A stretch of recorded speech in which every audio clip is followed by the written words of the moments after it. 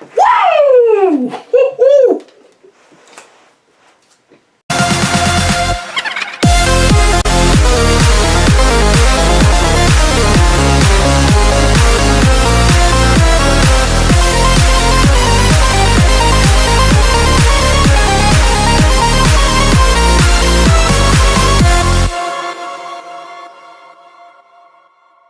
Okay, let's go. The book couldn't handle it. It was a great episode, by far the best episode I've seen in Keijo, maybe even one of the best actually, but who knows, there's still more to go. Goddamn. Okay guys, we get a flashback of Miyata and her father. He was against her joining Keijo and he said, what's the point of doing that? You might as well continue judo. It is your life and it is something that you need to do. And she was just like, why don't you understand me? He was like, nah. Just do judo, forget Keijo. That's nothing, that's weird. Fuck it. And she just didn't understand why he wouldn't understand her, and then she just continued to do it on her own, and it's just something that he wasn't alright with.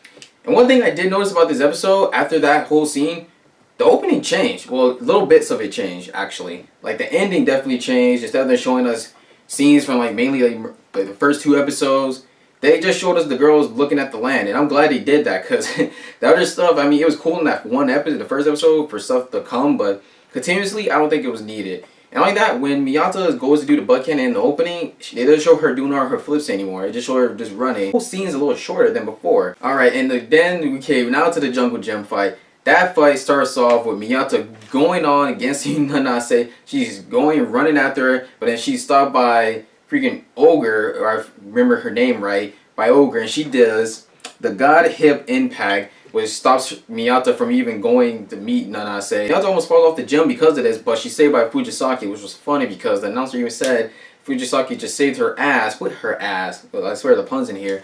But yeah, she saved her, and it was just funny because she saved her and holding on to her, her clothes and just with her arms crossed. I'm like, bro, these girls are cool, man. Like, the elite are no joke. The girl that they had in Team 1, Murata, who I was just like, I don't know who that is. Exactly what I thought was going to happen. She was pointless. She did nothing. She got taken out easily by the twins, and the twins are cool. But, don't get me wrong, they got her off guard. I'll admit that. The one twin grabbed her by the leg, the bland one. Then you got the one that's hyper as hell, coming from up top, doing a move I believe called Asteroid Afterglow, which put her in a little freaking astronomical freaking genjutsu when she's saying twinkle twinkle little star how I but you are. And even though she got taken out, this does not stop the flow with the girls with not one bit, because then you have Fujisaki and Kusaki and Miyata all go for Ogre, all doing a triple attack together, with Fujisaki going from below and then Miyata and Kusaki going up from the top. Satoshi style triple assembled attack, which it took her out instantly, which I'm glad it did because I wanted that girl out of there. I knew she was gonna be just around for a little bit. I didn't expect her to do much. I thought she was going to at least probably take out somebody, but it's all fine because I don't really like seeing these buff chicks like that. Fujisaki tries to go against Nanase, but Nanase is just overwhelming her. There's a moment where, she knocks her off and she falls, and she was about to fall if it wasn't not for Miyata doing the W acceleration, saving her ass, and she went as fast as fuck. It was like do-do-do-do-do-do, and she went right up in there and saved her. I was like, whoa, god damn. I freaking love W acceleration. I just love the way it sounds. It's just amazing. And I like the fact it's green, just a good color. Continuously, they keep trying to go against Nanase. She does the butt fang stab, which doesn't really get the job done or anything, because she's able to understand her weak points by using the Synthesia, which makes her eyes red. And honestly, if you guys seen Kuroko Basketball, it reminds me of Akashi's Emperor's Eye, to be honest. That's actually what it reminds me of. It keeps making me think of. Just because of the way it looks. Not how it works or anything like that, but just the way it looks. At one moment, Fujisaki was put in a freaking hentai genjutsu or something. It just started to talk about tentacles over her body and everything, just from when she tried to go against the Nase. And when they were explaining the Synthesia, there was these two girls that were behind the coach who, I don't know, they caught my attention because one of them was wearing a mask, and I was like, what the hell is she wearing? She might be important, well, not important, but gonna do something. And then there's one girl that was on the right of the teacher with green hair with a smiley face, and she remembered the dude from Bleach with the white hair. I forgot his name, but she reminds me of that guy. If you guys know what I'm talking about, they just put what his name was. And Inase was honestly one of the MVPs of this match, of course, but she was throwing out moves like crazy. The moves were, you could tell, were French, and I had to look up that name and see what it. I had to go to Google Translate and see what it means. She did a move called Mercy Sayatat Tres Bon. and it means thanks. It was very good. That on Fujisaki, but Kusaki was managed to stop that. And the funny thing about Kusaki stopping that, she saved Fujisaki, and then she went right to the twin. She's like, "Oh, sorry about the making you guys wait. You know, now I'm gonna kick your ass." I was like, "Whoa." I'm pretty sure she could beat Nanase. From just seeing that, I'm pretty sure she could beat her.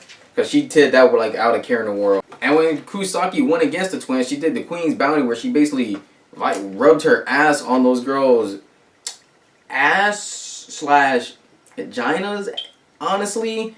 Basically making them moan and groan. And then at one point she went in front of them and did it to their breasts. It was really crazy. It was funny because Miyata dad was watching this and people were like, "Oh man, look at that technique." And he's like, "That's a technique?"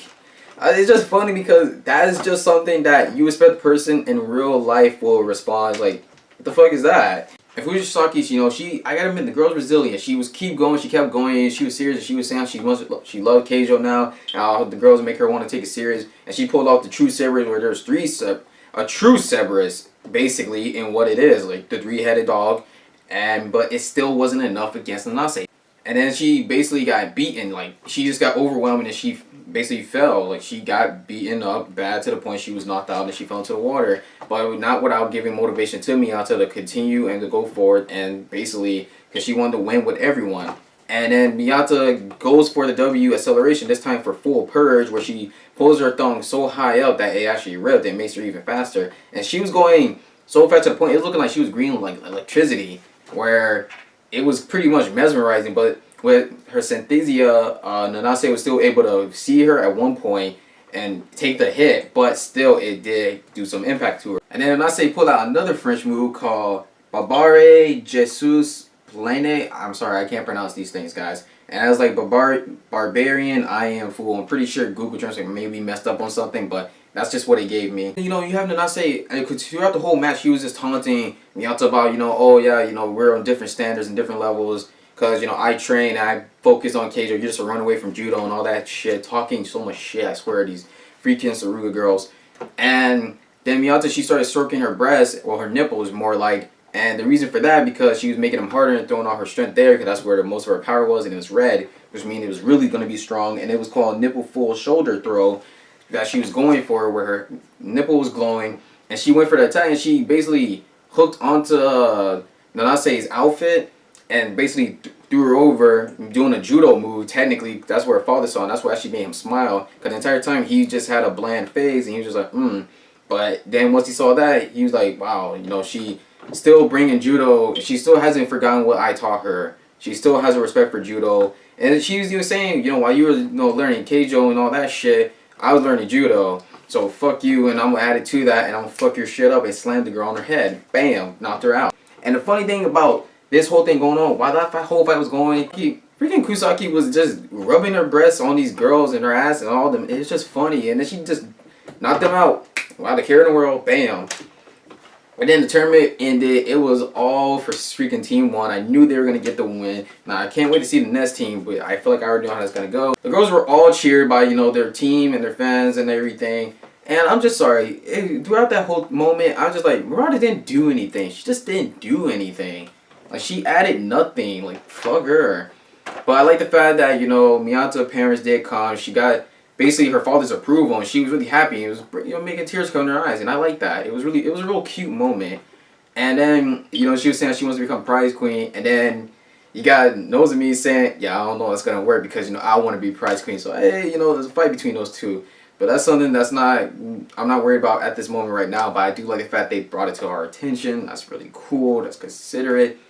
Now to end off, the episode ended with basically the Team 2 going against Team 2 and showing Ayoba, and there's one other girl who I said Ayoba was going to probably fight, and she's doing something when she's twisting. I'm not going to even get too much into it because we're going to see it in the next episode, and I'll be able to do more with it with that. I'm Restart Geek, guys. If you like this video, put a like. If you like this episode of Keijo, or you dislike this episode of Keijo, let me know. Put a comment below. If you want me to review any other animes, or movies, or trailers, or freaking anime openings, then just put a comment below. I'm always here. I'll always take an advice. If you dare, subscribe if you care. I'm like a star. I'm burning out fast. I try to shine, but it's never gonna last.